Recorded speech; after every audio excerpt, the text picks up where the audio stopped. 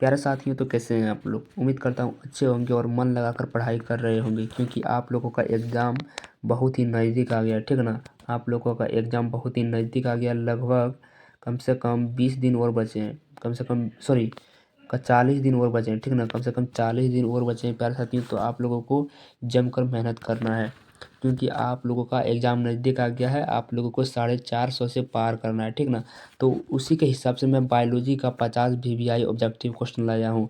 50 objective question लाया हूँ biology का। ठीक ना, जो कि मॉडल पेपर से है।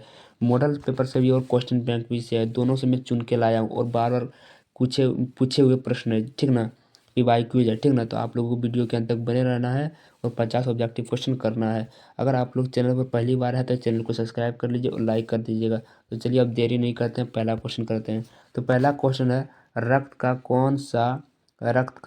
कौन से अवयव घायल स्थान से रक्त स्राव मार्ग को रक्त का थक्का बनाकर अवरुद्ध करता है।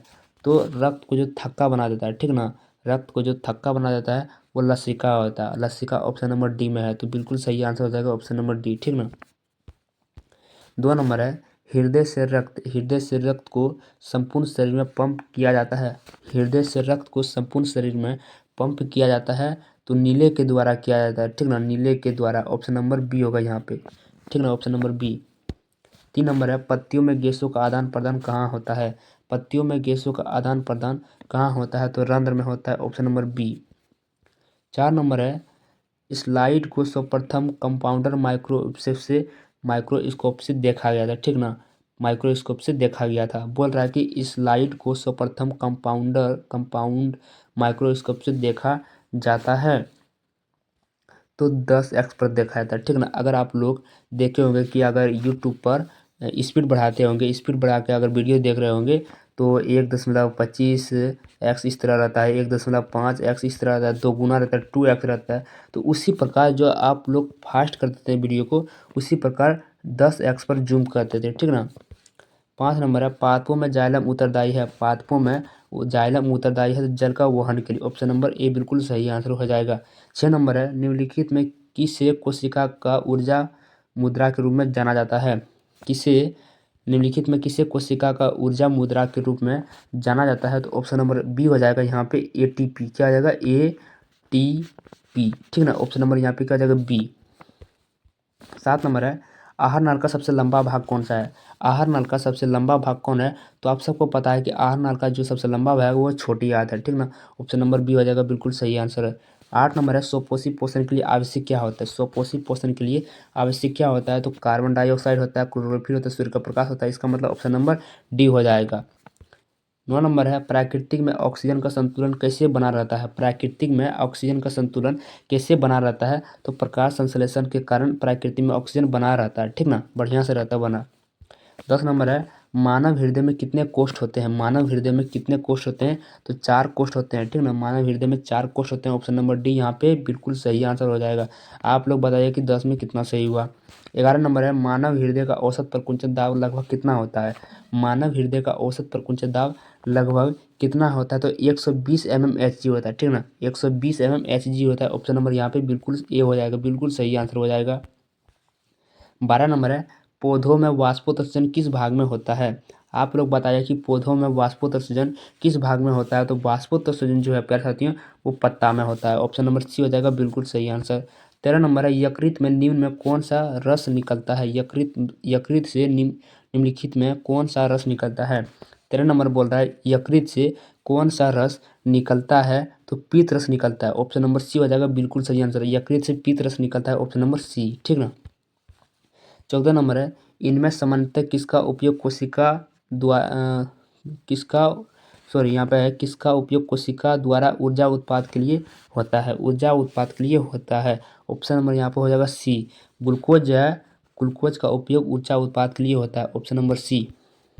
15 नंबर है, डायलिसिस मशीन द्वारा रक्त को शुद्धिकरण की प्रक्रिया कहलाती है। डायलिसिस मशीन द्वारा रक्त के शुद्धिकरण की प्रक्रिया क्या कहलाती है, तो क्या कहलाती है प्रिय साथियों, हीमोडायलिसिस कहलाती है। ऑप्शन नंबर कहाँ है, ऑप्शन नंबर ए पर है, ऑप्शन नंबर हीमोडायलिसिस कहलाती है।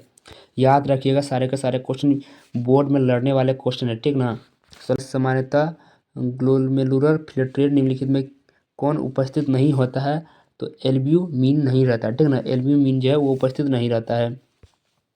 17 नंबर है, जीवों के शरीर से उपापचयी क्रियाओं के फलस्वरूप उत्पन्न अपशिष्ट पदार्थों का निष्कर्षण क्या कहलाता है?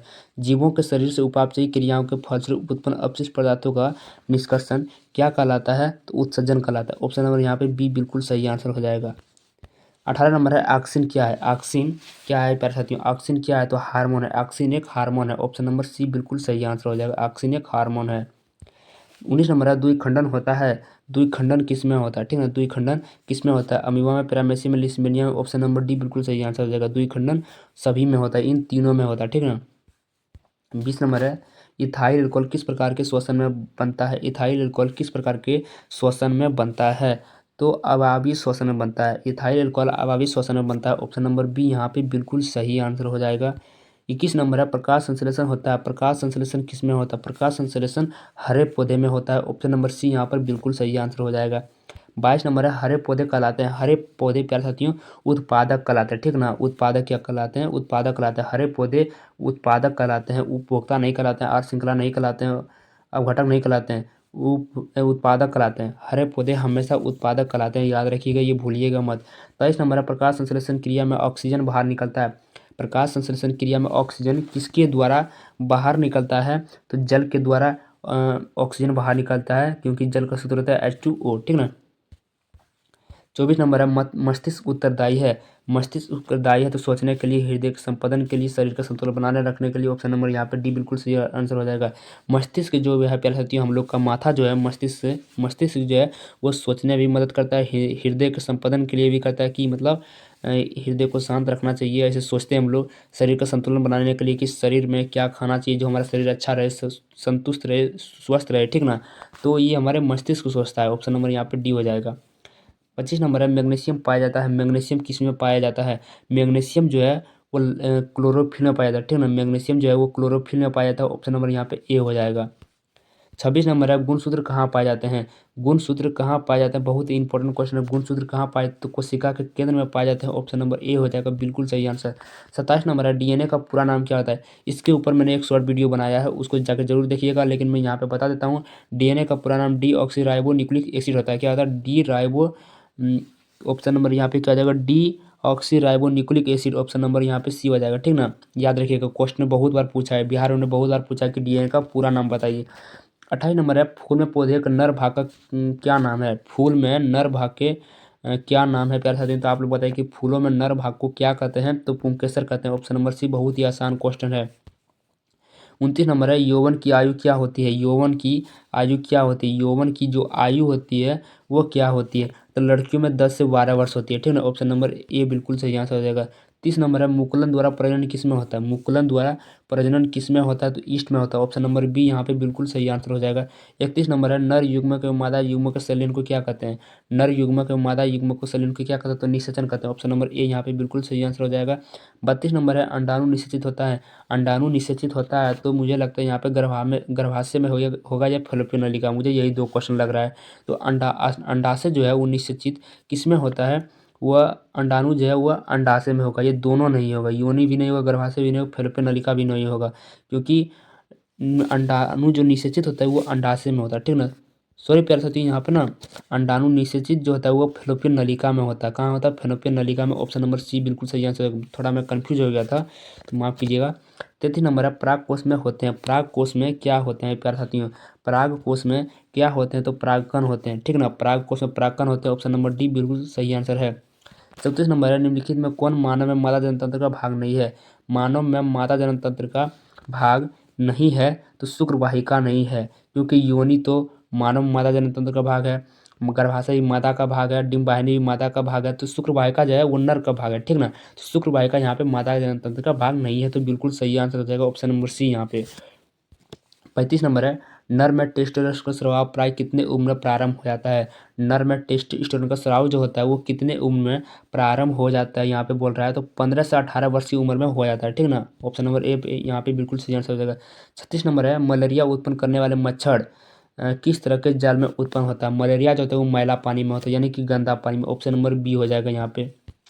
37 नंबर है हाइड्रा में किसके द्वारा अलैंगिक जनन होता है? हाइड्रा में किसके द्वारा अलैंगिक जनन होता है? बहुत ही आसान क्वेश्चन है, मैंने आगे बताया लगता है। हाइड्रा में किसके द्वारा अलैंगिक जनन होता है? तो मुकुलन के द्वारा, तो ऑप्शन नंबर डी हो जाएगा। 38 नंबर है मुकुलन द्वारा अलैंगिक जनन होता है? मुकुलन द्वारा अलैंगिक जनन होता है तो ईस्ट में होता है, ऑप्शन नंबर ए। 39 नंबर है पुष्पी पौधों में लैंगिक जनन किसके द्वारा होता है? पुष्पी पौधों में लैंगिक जनन किसके द्वारा होता है? तो फूलों के द्वारा होता है, ऑप्शन नंबर यहाँ पे सी हो जाएगा, बिल्कुल सही आंसर। 40 नंबर है इनमें कौन अलैंगिक जनन की विधि है? इनमें कौन अलैंगिक जनन की विधि है? तो इसमें से जो अलैंगिक जनन की कोई भी विधि नहीं है, ठीक है, अलैंगिक जनन की विधि नहीं है। 41 नंबर है डेंगू उत्पन्न करने वाले मच्छर किस तरह के जल में रहते हैं? मलेरिया मैले पानी में, डेंगू साफ पानी में, तो यहाँ पे क्या होगा, ऑप्शन नंबर ए हो जाएगा, बिल्कुल सही। 42 नंबर है नर युग्मक और मादा युग्मक के संलीन को क्या कहते हैं? नर युग्मक और मादा युग्मक के संलीन को क्या कहते हैं? निषेचन कहते हैं, ऑप्शन नंबर बी। 43 नंबर है अंडोत्सर्ग कब होता है? अंडोत्सर्ग कब होता है? बहुत ही इंपॉर्टेंट क्वेश्चन है। अंडोत्सर्ग कब होता है? तो रजो धर्म के 12 से 14 दिन के बाद होता है, ठीक है ना, ऑप्शन नंबर ए यहाँ पे बिल्कुल सही आंसर हो जाएगा। 44 नंबर है पुंकेसर के अग्रभाग को क्या कहते हैं? पुंकेसर के अग्रभाग को क्या कहते हैं? पुंकेसर के अग्रभाग को क्या कहते हैं? तो पुंकेसर कहते हैं, ऑप्शन नंबर डी, ठीक ना। 45 नंबर है जीव किस प्रकार द्वारा अपनी संख्या में वृद्धि करते हैं? जीव किस प्रकार द्वारा अपनी संख्या में वृद्धि करते हैं? तो जनन के द्वारा करते हैं, ऑप्शन नंबर सी। 46 नंबर है लड़कों में यौनावस्था के लक्षणों का नियंत्रण करने वाले हार्मोन को क्या कहते हैं? तो टेस्टोस्टेरोन कहते हैं। क्या कहते हैं? टेस्टोस्टेरोन कहते हैं, ऑप्शन नंबर यहाँ पे क्या हो जाएगा, ऑप्शन नंबर सी हो जाएगा। 47 नंबर है निम्नलिखित में कौन मानव शुक्राणु में शुक्राणु की संख्या को दर्शाता है? मानव शुक्राणु में गुणसूत्र की संख्या को कौन दर्शाता है? 46 दर्शाता है, मतलब मानव शुक्राणु में गुणसूत्र की संख्या 46 होती है। प्यारे साथियों, अगर युग्मक पूछ ले कि मानव शुक्राणु के युग्मक की संख्या कितनी होती है, तब 23 मारिएगा, ठीक ना, 23 मारिएगा, लेकिन सिर्फ संख्या पूछे तो 46 मारिएगा, कन्फ्यूज नहीं होइएगा। 48 नंबर है प्लेनेरिया में अलैंगिक जनन की विधि है? प्लेनेरिया में अलैंगिक जनन की विधि है तो अपखंडन है। प्लेनेरिया में अलैंगिक जनन की विधि अपखंडन है, ऑप्शन नंबर बी। 49 नंबर है द्विखंडन एवं बहुविखंडन विधि से उत्पन्न वंशजों को क्या कहते हैं? द्विखंडन एवं बहुविखंडन से उत्पन्न वंशजों को क्या कहते हैं प्यारे साथियों? तो अनुजात कहते हैं, अनुजात कहते हैं, ऑप्शन नंबर ए। अगर ये क्वेश्चन सब्जेक्टिव में भी आ जाए आप लोग बना लीजिएगा, अगर इस तरह का क्वेश्चन आ जाए कि बायोलॉजी में कि अनुजात किसे कहते हैं, तो द्विखंडन एवं बहुविखंडन विधि से उत्पन्न होने वाले वंशजों को अनुजात कहते हैं। लास्ट क्वेश्चन है प्यारे साथियों, आप लोगों को बने रहना है और लाइक जरूर कीजिएगा, सब्सक्राइब भी कर लीजिएगा। लास्ट क्वेश्चन है पौधों के मादा युग्म को क्या कहते हैं? पौधों के मादा युग्म के क्या कहते हैं? तो अंडाणु कहते हैं। पौधों के मादा युग्म को अंडाणु कहते हैं, ऑप्शन नंबर यहाँ पे बिल्कुल ए हो जाएगा, ठीक है। धन्यवाद साथियों, अंत तक बने रहने के लिए सब्सक्राइब जरूर कर लीजिएगा और शेयर एक दोस्त के पास जरूर कीजिएगा।